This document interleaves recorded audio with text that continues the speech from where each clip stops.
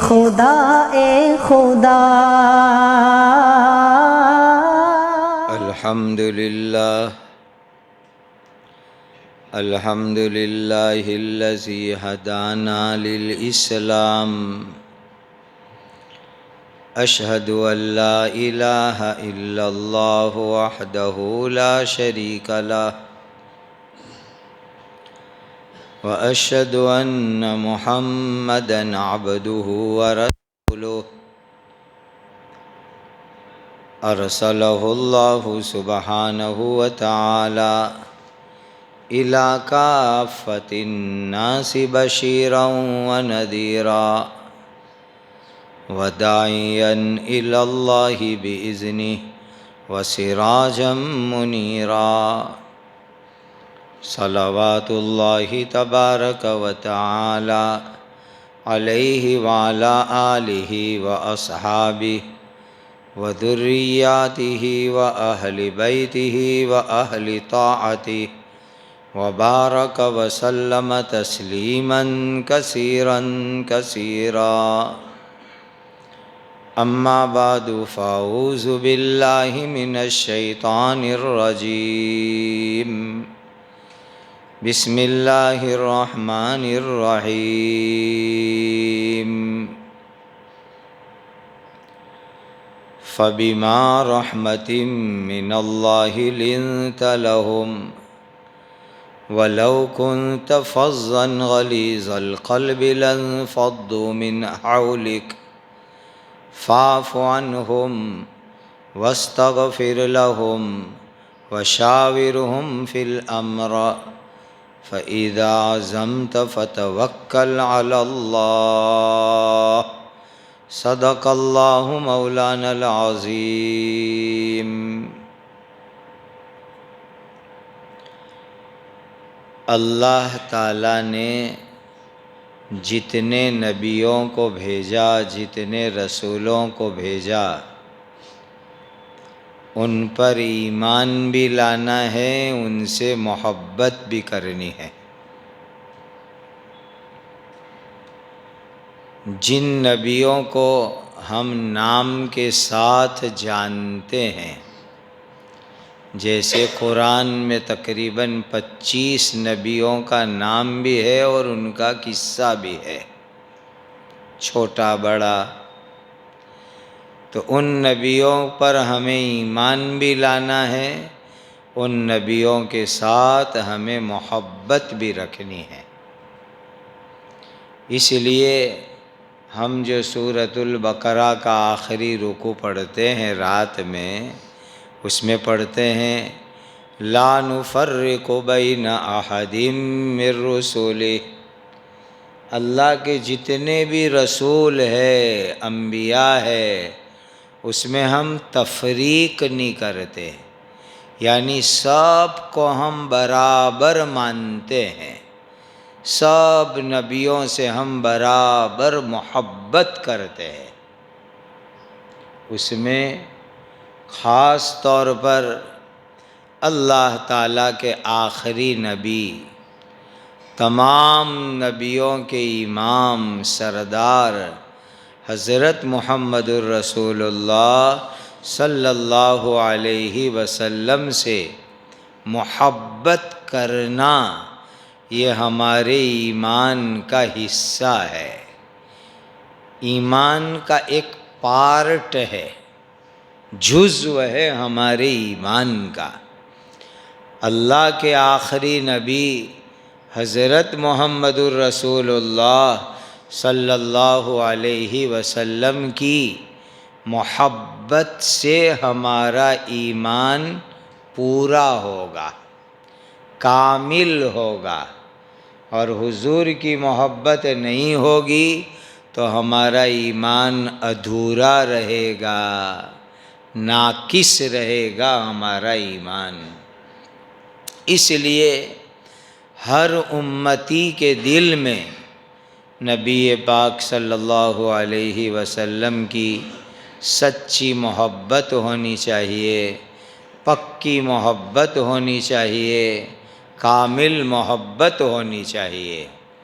دیکھو قبر کے اندر جو 3 سوال ہونے والے ہیں اس میں ایک سوال یہ ہوگا جس کا مضمون کچھ اس طرح کا ہے کہ قبر کے اندر مردہ جب دفن کر دیا جاتا ہے تو اس کی قبر سے لے کر مدینہ پاک تک نبی پاک صلی اللہ علیہ وسلم کی جہاں قبر مبارک ہے، گنبد خضرا ہے، وہاں تک ساری مٹی ہٹا دی جاتی ہے اور مومن اپنی قبر سے ڈائریکٹ نبی پاک صلی اللہ علیہ وسلم کا دیدار کرتا ہے، زیارت کرتا ہے۔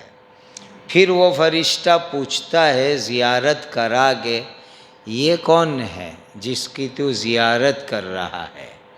اگر زندگی میں نبی پاک صلی اللہ علیہ وسلم کی محبت ہے، حضور کی سنت والی زندگی ہے، تو مومن فوراً کہے گا کہ یہ میرے حضور ہے، اللہ کے نبی ہے، میرے آقا ہے، میرے سردار ہے، فوراً جواب دے دے گا۔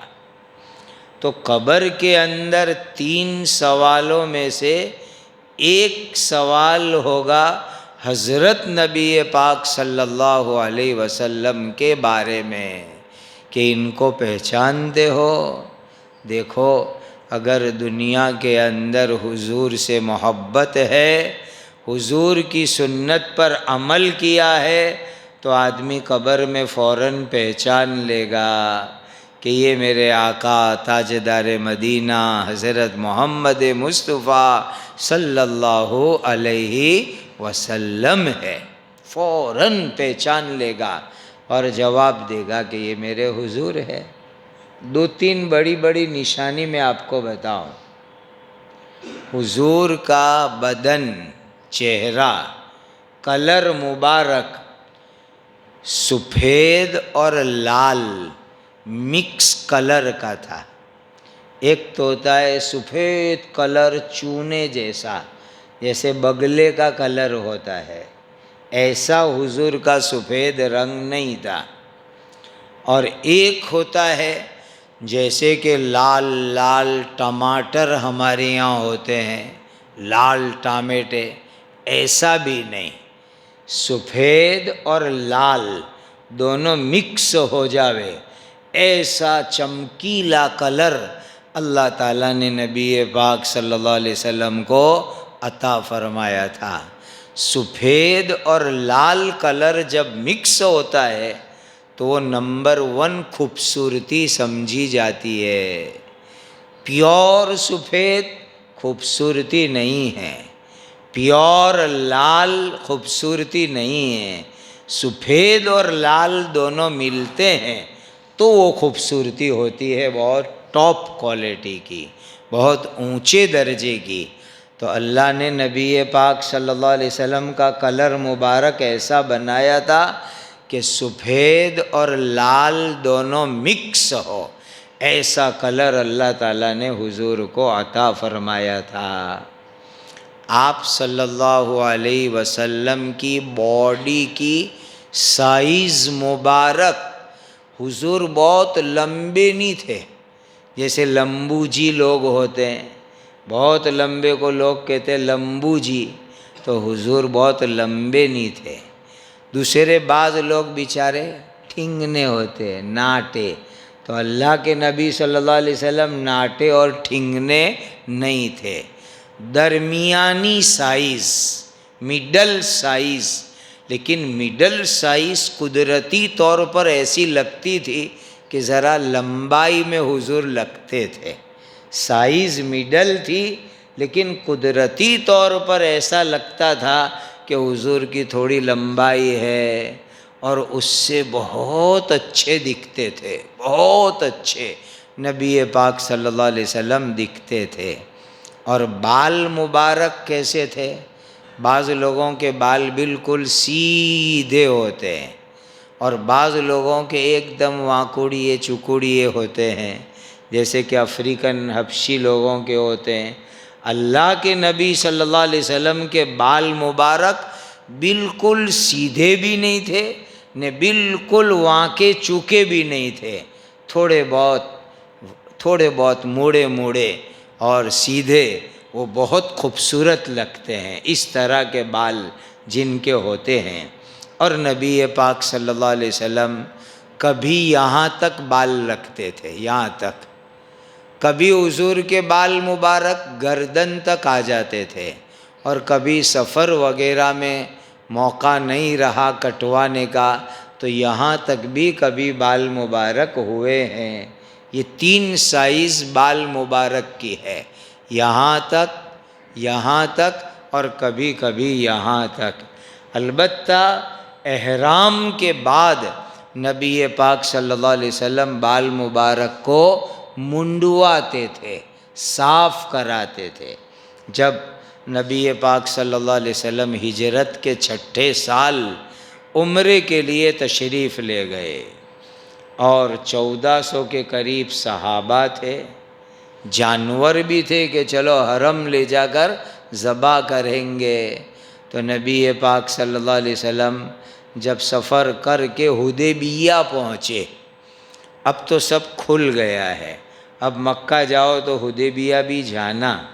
یہ حدیبیہ وہ جگہ ہے جہاں ہماری بڑی یادگاریں ہیں۔ اللہ کے نبی صلی اللہ علیہ وسلم حدیبیہ پہنچے تو وہاں جا کر مکہ والوں نے منع کر دیا، مکہ کے قریشی کافروں نے منع کر دیا کہ آپ مکہ میں عمرے کے لیے نہیں آ سکتے۔ حضور نے وہاں قیام کر لیا، رک گئے وہاں پر، بہت ٹرائی کی کسی طرح ویزا مل جاوے عمرے کا، لیکن مکہ والے ضدی اڑیل لوگ ویزا دینے سے صاف منع کر دیا۔ حضرت عثمان رضی اللہ تعالیٰ عنہ جو اللہ کے نبی کے ڈبل جمائی ہوتے ہیں، ڈبل داماد۔ کیسے ڈبل داماد؟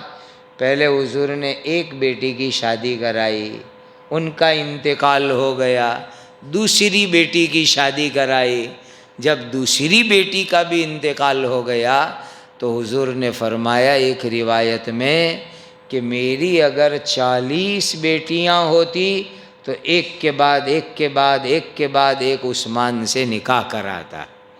سوچو حضرت عثمان کیسے جمائی ہوں گے۔ تو حضور نے بھیجا حضرت عثمان کو کہ جاؤ مکہ والوں سے ویزا کی بات چیت کرنے۔ حضرت عثمان گئے تو مکہ والوں نے روک لیا، ان کو اپنے یہاں رکھ لیا۔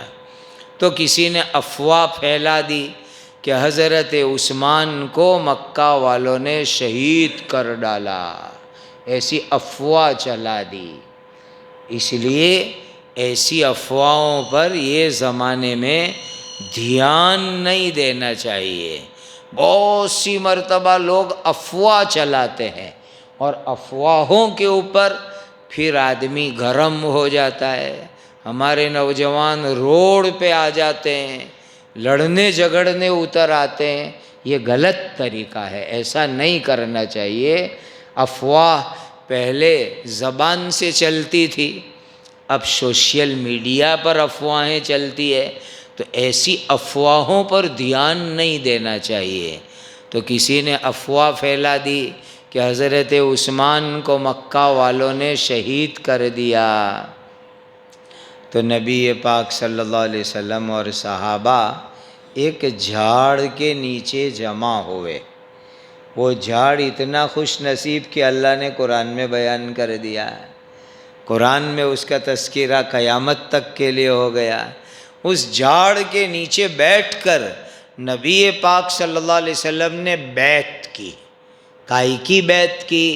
کہ جب تک بدن میں خون کا ایک قطرہ بھی باقی ہے عثمان کی شہادت کا بدلہ لے کے رہیں گے، اس پر بیعت کی۔ پھر بعد میں پتہ چلا کہ افواہ غلط ہے اور حضرت عثمان تو زندہ سلامت ہے۔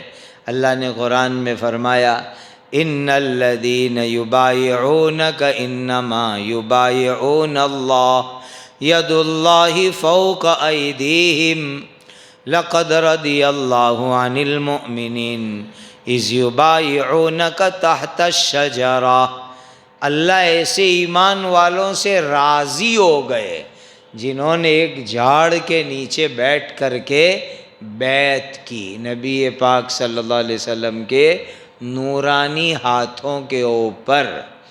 اور جس جھاڑ کے نیچے بیعت کی تھی، بعد میں ایسا ہوا کہ لوگوں نے وہاں نماز پڑھنا چالو کر دیا، حالانکہ کوئی نشانی فکس نہیں تھی کہ یہ وہی جھاڑ ہے، چونکہ اس سال قصہ ہوا، پھر چلے گئے، پھر آئے، اب جنگل میں جھاڑ کون سا تھا وہ فکس دھیان میں رہنا مشکل، لوگوں نے اپنے طور پر ایک جھاڑ نکی کر کے وہاں دعا نماز چالو کر دی، تو حضرت عمر رضی اللہ عنہ نے وہ کٹوا ہی ڈالا، وہ جھاڑ ہی کٹوا ڈالا کہ بھائی جہاں کوئی غلط کام شروع ہونے کا ڈر لگے وہ کام ہونے ہی مت دو، پہلے ہی وہ غلط کام کو روک لو تاکہ وہ غلط کام آگے بڑھ نہیں جاوے۔ تو نبی پاک صلی اللہ علیہ وسلم نے بیعت کی، اس کے بعد فائنلائز یہ ہوا کہ مدینہ واپس چلے جائیں گے، عمرہ نہیں کریں گے۔ حضرت عثمان کی محبت دیکھو کہ نبی پاک صلی اللہ علیہ وسلم سے کیسی محبت، اللہ ہمیں ایسی محبت عطا فرمائے۔ ہم تو خالی جذباتی نعرے نے جذباتی اسٹیکر نے بینر لگاتے ہیں، اس سے محبت کا حق ادا نہیں ہو جاتا، یہ کوئی محبت نہیں ہے۔ اصل محبت ہے کہ نبی کی سنت اور سیرت سیکھو اور اس کو اپنی زندگی میں اپناؤ، خالی بینر اسٹیکر لگانے کا نام محبت نہیں ہے میرے دوستو۔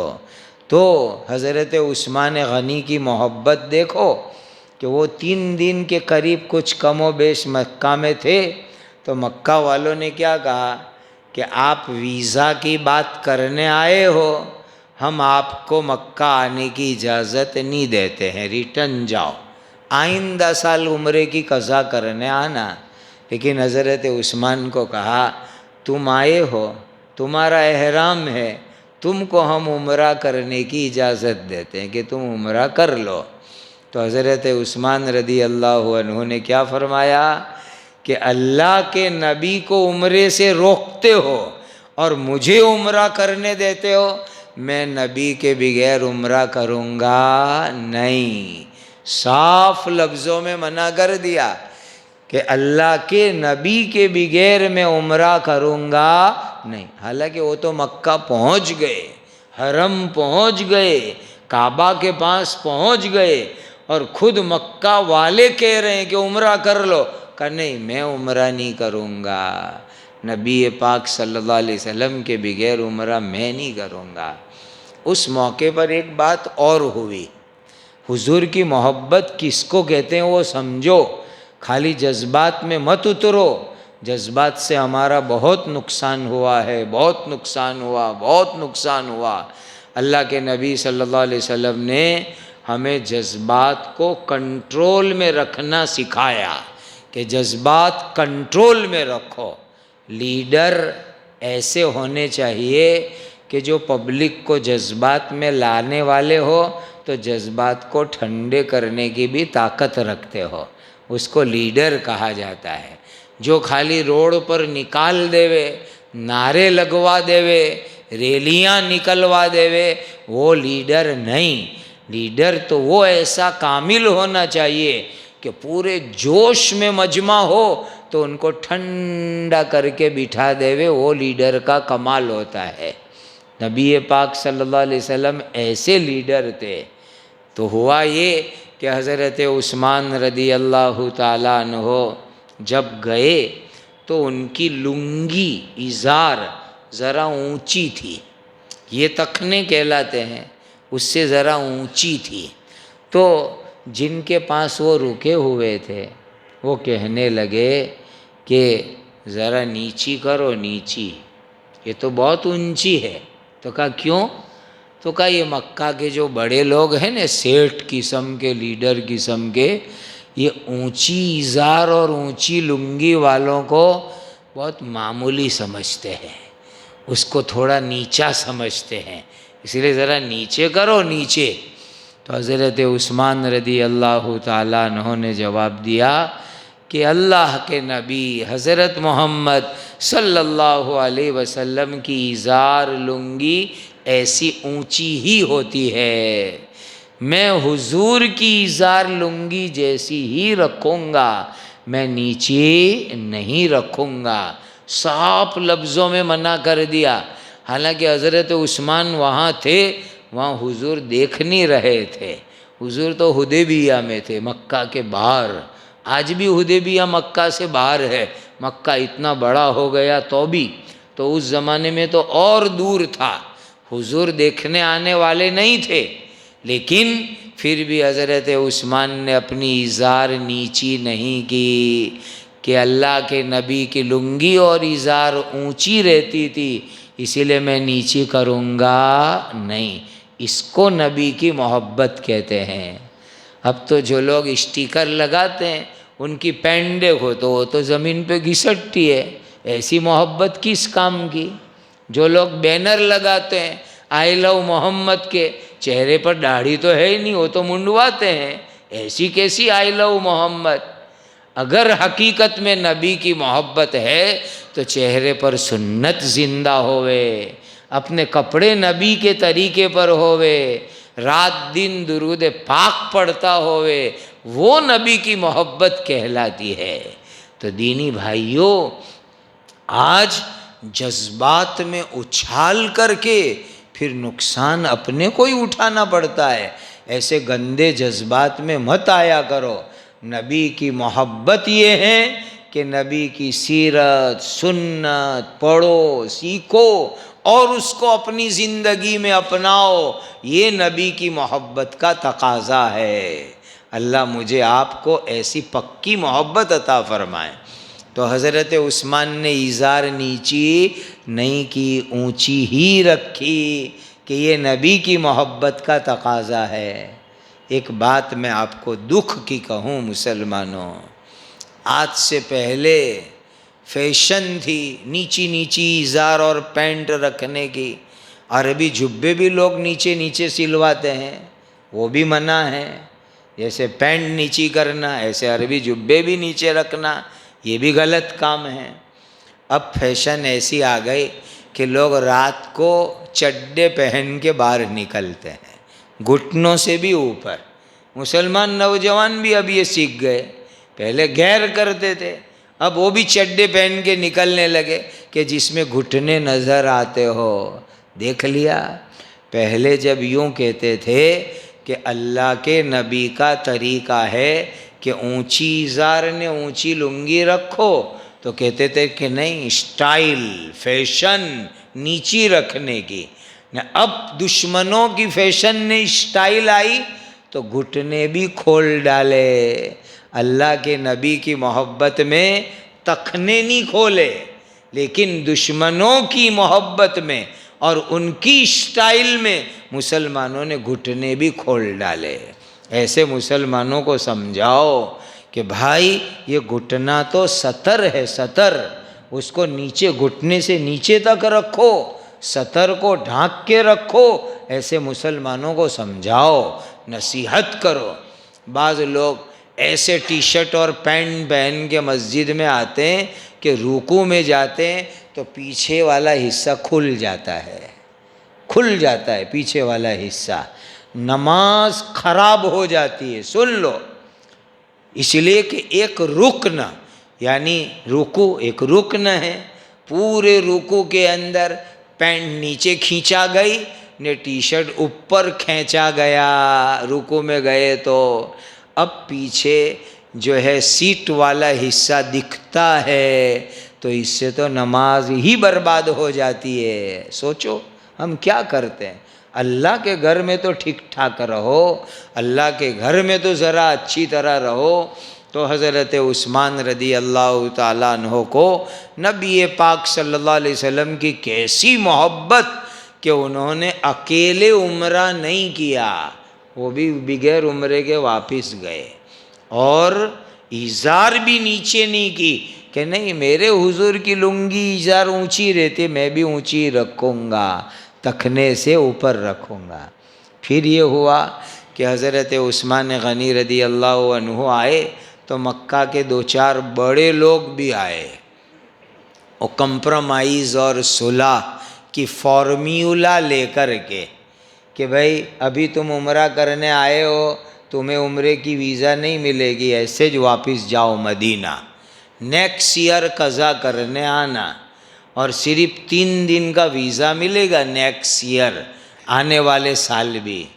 تو اس وقت پر جب کمپرومائز کی بات لکھی جا رہی تھی، کمپرومائز لکھ رہے تھے، اللہ اکبر، کمپرومائز کے لیٹر پر حضرت علی رضی اللہ عنہ نے لکھا، یہ کمپرومائز، یہ صلح مکہ والوں کے بیچ میں اور اللہ کے رسول محمد صلی اللہ علیہ وسلم کے بیچ میں لکھی جا رہی ہے۔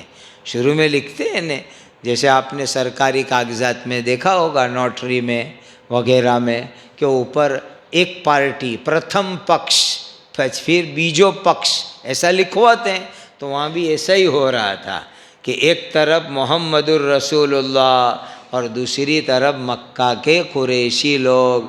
اب یہ جو کمپرومائز کا لیٹر لکھا گیا تو مکہ والے ضدی اڑیل قریشی کافر کیا کہنے لگے، یہ محمد الرسول اللہ لکھا ہے نا، اس کو چینج کرو، اس لیے کہ اس کا میننگ یہ ہے کہ ہم آپ کو اللہ کا رسول مانتے ہیں، آپ کو اللہ کا رسول مانتے تو کوئی جھگڑا ہی نہیں تھا، اسی لیے یہ محمد کے ساتھ آپ کے ابا کا نام لکھو، محمد ابن عبداللہ لکھو، رسول اللہ ختم کرو۔ یہ مکہ والے اڑ گئے، تو نبی پاک صلی اللہ علیہ وسلم نے حضرت علی رضی اللہ عنہ کو کہا کہ علی مٹاؤ، تو حضرت علی کہنے لگے کہ حضور آپ کے مبارک نام کے ساتھ جو رسول اللہ لکھا ہے میں اس کو نہیں مٹاؤں گا۔ کیسی محبت کہ یہ بدماش لوگ کہہ رہے مٹاؤ، میں نہیں مٹاؤں گا، یہ رسول اللہ ہی رہے گا، آپ اللہ کے رسول ہو، ہے آپ کے ابا کا نام عبداللہ، لیکن اس سے بڑا درجہ یہ ہے کہ آپ رسول اللہ ہو، میں یہی رہنے دوں گا۔ حضور تو جذبات کو قابو میں رکھنے والے تھے، بہت قابو میں رکھنے والے، صحابہ ایک دم گرم کہ وری ایسی دب کے کہیں صلح کرنے کی ہوئے، صحابہ تو ایک دم گرم، اور اس میں حضرت عمر رضی اللہ عنہ سب سے زیادہ گرم کہ ان سے لڑ لو، آر پار کی لڑائی، ہمیں دب کے کمپرومائز نہیں کرنی، لیکن نبی پاک صلی اللہ علیہ وسلم کہہ رہے نہیں، کمپرومائز کرنی ہے، دب کے کرنی ہے، دب کے صلح کرنی ہے، اس میں کوئی بات نہیں، ہم کریں گے، چونکہ اللہ کا حکم ہے، اللہ کی مرضی بھی یہی ہے کہ دب کے کمپرومائز کر لو، صلح کر لو۔ تو جب حضرت علی نے محبت میں منع کیا کہ میں رسول اللہ مٹاؤں گا نہیں، تو نبی پاک صلی اللہ علیہ وسلم نے اپنے ہاتھ میں کاغذ لیا اور خود حضور نے رسول اللہ مٹا کر محمد ابن عبداللہ خود کر دیا، حضور نے خود کر دیا حضور نے۔ اور یہ معجزہ تھا حضور کا۔ کیوں معجزہ تھا؟ ما کنت تدری مل کتاب ولل ایمان ولکن جعلناہ نورا نہدی بہ من نشاء من عبادنا۔ حضور کو لکھنا پڑھنا دنیا کا آتا نہیں تھا، اللہ نے سارا علم ڈائریکٹ دیا تھا، حضور کو لکھنا نہیں آتا تھا، اور یہ خوبی ہے حضور کی، تو لکھنا سیکھا نہیں تھا، پڑھنا سیکھا نہیں تھا حضور نے، لیکن اس دن چمتکار اور معجزہ یہ ہوا کہ حضور نے وہ رسول اللہ کاٹ دیا، مٹا دیا، اور خود محمد ابن عبداللہ لکھ دیے، کلم کلہ چمتکار یہ ہوا۔ اب جب کمپرومائز ہو رہی تھی تو مکہ کے بڑے بڑے ٹوپی لوگ آئے ہوئے تھے، بڑے بڑے لیڈر لوگ، وہ دیکھ رہے ہیں کہ یہ صحابہ حضور سے کیسی محبت کرتے ہیں، کیسی محبت کرتے ہیں کہ حضور تھوکتے ہیں تو حضور کا تھوک مبارک نیچے نہیں گرنے دیتے، بلکہ صحابہ یوں ہاتھ میں لے لیتے ہیں اور لے کر اپنے چہرے پر مل لیتے ہیں کہ ہمارے لیے سب سے بڑی قیمتی اگر کوئی کریم ہے تو اللہ کے نبی کا تھوک مبارک ہے۔ وہ مکہ والے تو یہ دیکھ کے حیران، ارے یہ کیسے نبی نے، کیسے ان کے چاہنے والے کہ یہ تھوکتے ہیں تو تھوک بھی نیچے نہیں گرنے دیتے، ہاتھ میں لے لیتے ہیں۔ پھر نبی پاک صلی اللہ علیہ وسلم وضو کا موقع آیا نماز کا تو وضو کرنے لگے، تو صحابہ حضور کے وضو کا پانی نیچے نہیں گرنے دیتے تھے۔ حضور وضو کرتے تھے تو نیچے سب صحابہ یوں ہاتھ لگا کے کھڑے ہو بیٹھ جاتے تھے، اور حضور کا چہرے مبارک سے، ہاتھ مبارک سے جو پانی نکلتا وہ اپنے ہاتھ میں لے لیتے تھے، اور ہاتھ میں لے کر کے کوئی منہ پہ، کوئی چھات سینے پر، کوئی پیٹ پر، کوئی پی رہا ہے۔ یہ سب صحابہ ایسی محبت کرتے تھے۔ اور جو صحابی کو وضو کا پانی نہیں ملا حضور کا، وہ صحابی کیا کرتے، جس صحابی خوش نصیب کو ملا اس کو کہتے بھائی تیرے ہاتھ میں پانی لگا ہے نا، وہ میرے ہاتھ پہ لگا دے نہیں، حضور کا مبارک پانی تیرے ہاتھ پہ لگا، تو نے منہ ہاتھ پہ لگا دیا، اب تیرا بھیگا ہوا ہاتھ، لیلا تر ہاتھ تو میرے ہاتھ پہ لگا دے تاکہ حضور کے وضو مبارک کی برکت میرے ہاتھ میں آ جاوے۔ پھر وہ اپنے باڈی پر، اپنے چہرے پر، سینے پر لگا لیتے تھے۔ یہ مت سوچنا کہ پانی کیسے سب نیچے نہیں گرے، اصل میں ہم نے وضو کرنا ہی نہیں سیکھا ہے، اس واسطے ہمارے یہاں کیا ہے، دھاڑ دھاڑ دھاڑ نل جو بہتا ہے، اور وہ اس پر بھی جو ہم دھڑا دھڑ پانی بہاتے ہیں، اس لیے ہماری سمجھ میں نہیں آتا۔ حضرت نبی پاک صلی اللہ علیہ وسلم کتنے پانی میں وضو کرتے تھے، وہ چھوٹے چھوٹے پلاسٹک اور تانبے کے اللہ کے بعض بندوں نے برتن بنوا کے فری میں تقسیم بھی کیے کہ بھئی اللہ کے نبی کا وضو اتنے سے پانی میں ہوتا تھا۔ وہ جو اتنے سے پانی میں، وہ برتن اتنا ہی ہے، اتنا ہی وہ برتن ہے۔ اگر کسی کے پاس ہو تو آئندہ جمعہ مجمع کو لا کے یہاں دکھا دے کہ اللہ کے نبی اتنے پانی کے اندر وضو کرتے تھے۔ یہ حضور کا جب کم پانی میں وضو ہوتا تھا تو پھر وہ پانی تھوڑا تھوڑا ہی نیچے گرتا تھا، 2-4 ٹیپے، 8-10 ٹیپے، 15-20 ٹیپے، اور وہی صحابہ لے لیا کرتے تھے۔ ہم تو پانی میں بھی بہت اسراف کرتے ہیں، بہت اسراف کرتے ہیں، یہ غلط طریقہ ہے۔ پانی کنٹرول میں استعمال کرو، وضو غسل میں کم سے کم استعمال کرو، یہ اللہ کو پسند ہے۔ سنو ایک عجیب بات بتاؤں آپ کو، وضو کے اندر اگر پانی میں اسراف کرو گے، زیادہ خرچ کرو گے، تو نماز کی نورانیت اور برکت ختم ہو جائے گی اسراف کی وجہ سے۔ آج دنیا کے کتنے ملکوں میں پانی کے مسائل ہے، اللہ نے ہمارے یہاں پانی کی فراوانی دی ہے تو اس کو برباد مت کرو، ضائع مت کرو، ختم مت کرو۔ آپ پیرس کرتے ہو نا، میں پیرس کی بات سناؤں۔ پہلی مرتبہ جب پیرس کا سفر ہوا تو وہاں مرکز پر بیانات ہوتے تھے، تو ایک دن وہاں میں نے دیکھا حضرت تو گھر سے وضو کر کے تشریف لاتے تھے، میں مرکز کے وضو خانے پر وضو کرتا تھا، تو وہاں پورے مرکز پر ایک ہی نل، ایک نل، اور وہاں چھوٹے چھوٹے وہ برتن رکھے ہوئے، جس کو بھی وضو کرنا وہ نل سے برتن بھرنے کا اور اپنی جگہ بیٹھ کے لیمٹ میں وضو کرنے کا۔ تو ایک دن بیان کر کے نکلے تو میں نے حضرت کو کہا، حضرت مفتی احمد صاحب دامت برکاتہم کو، حضرت آپ کو ذرا کچھ دکھانا ہے۔ تو میں نے کہا وضو خانہ، تو کہا وضو خانہ کیا دکھانا، یہ تعمیر میری لائن تھوڑی ہے۔ میں نے کہا حضرت کچھ اور دکھانا چاہتا ہوں۔ میں وضو خانے لے گیا حضرت کو، میں نے کہا حضرت دیکھو یہاں وضو کا سسٹم کیسے، پیرس کی بات کر رہا ہوں، یورو منی والوں کی بات کرتا ہوں، کہ یہاں ایک ہی نل ہے اور وہاں برتن رکھے ہوئے، لمٹ پانی میں وضو کرو۔